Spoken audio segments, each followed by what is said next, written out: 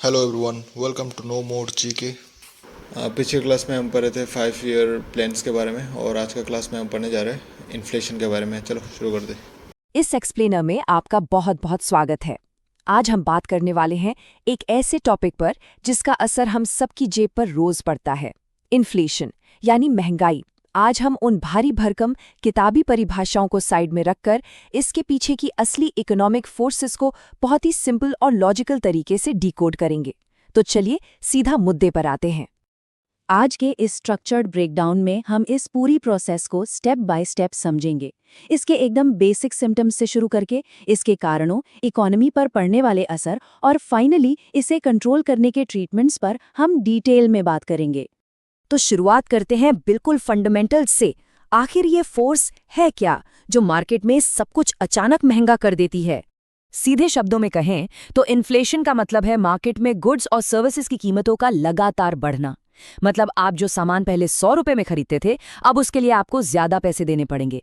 इससे आपकी करेंसी की परचेजिंग पावर यानी खरीदने की क्षमता कम हो जाती है। लेकिन एक इंटरेस्टिंग बात बताऊं, किसी भी इकोनॉमी को सही से चलने के लिए एक मॉडरेट लेवल के इन्फ्लेशन का होना एक्चुअली बहुत जरूरी होता है। अब सवाल यह है कि आखिर इकोनॉमी में ये लगातार प्राइस राइज ट्रिगर कैसे होता है? इसके पीछे मेन रीजंस क्या हैं? इकोनॉमिस्ट्स इसके दो मेन ड्राइवर्स बताते हैं। पहला है डिमांड पुल, जहां मार्केट में डिमांड सप्लाई से बहुत आगे निकल जाती है, और दूसरा है कॉस्ट पुश, जहां किसी कमोडिटी को बनाने की लागत या कॉस्ट ही बढ़ जाती है। डिमांड पुल को थोड़ा और प्रैक्टिकली समझते हैं। ये तब होता है जब ज्यादा पैसा कम सामान के पीछे भागता है। सोचिए, जब पॉपुलेशन बढ़ती है, अर्बनाइजेशन होता है या फिर गवर्नमेंट खर्च बढ़ाती है, तो लोगों की इनकम बढ़ जाती है। हाथ में पैसा ज्यादा होता है लेकिन सामान उतना ही है, तो ऑब्वियसली कीमतें तो बढ़ेंगी ही ना।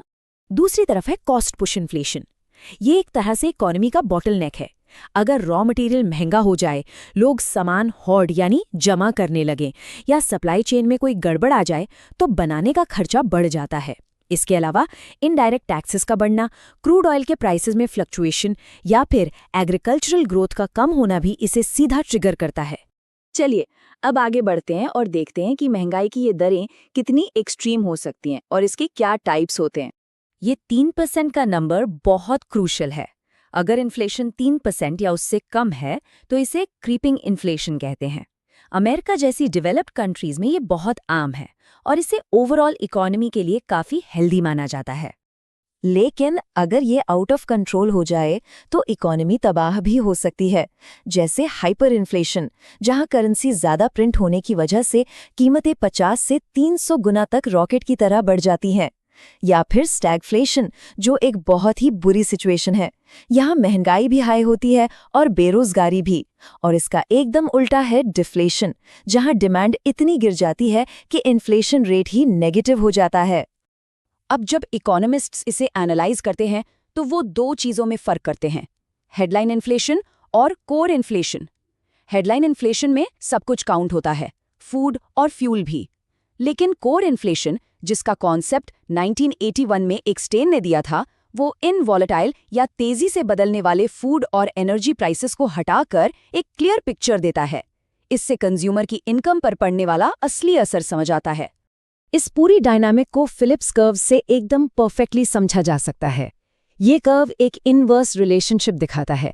मतलब जब इकोनॉमी में इन्फ्लेशन कम होता है तो आमतौर पर अनएम्प्लॉयमेंट यानी बेरोजगारी बढ़ जाती है, और जब इन्फ्लेशन बढ़ता है तो बेरोजगारी कम होने लगती है।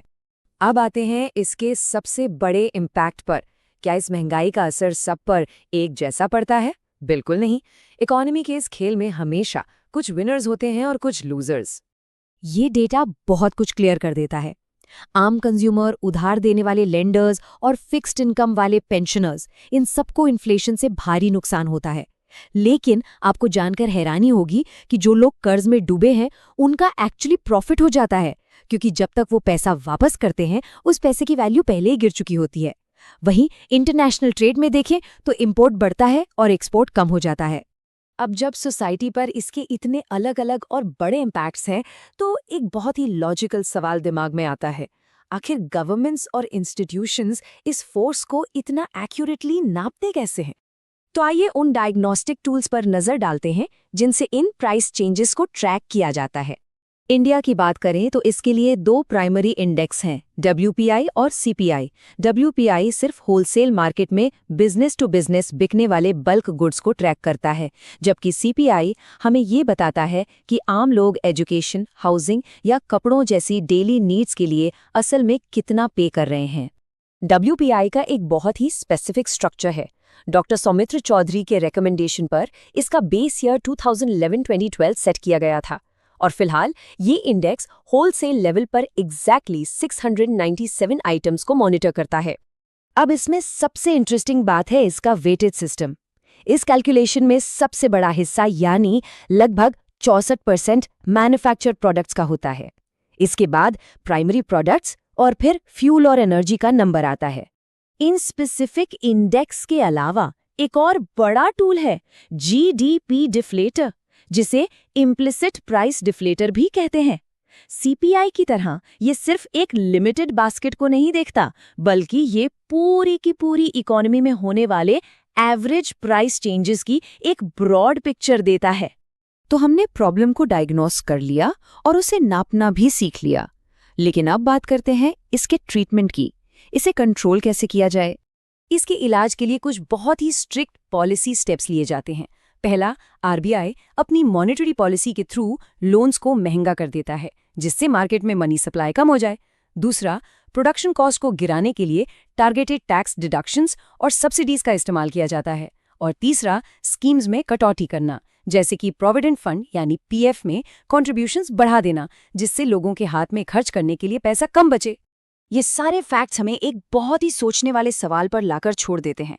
अगर एक मॉडरेट लेवल का इन्फ्लेशन भी इकोनॉमी के लिए जरूरी है, जो लगातार हमारे पैसे की परचेजिंग पावर को कम कर रहा है, तो क्या पूरी तरह से स्टेबल करेंसी सिर्फ एक सपना है? क्या एक ऐसी इकोनॉमी पॉसिबल भी है जहां कीमतें कभी ना बढ़े? इस पर जरूर सोचिएगा। इस एक्सप्लेनर में हमारे साथ जुड़ने के लिए आपका बहुत बहुत शुक्रिया।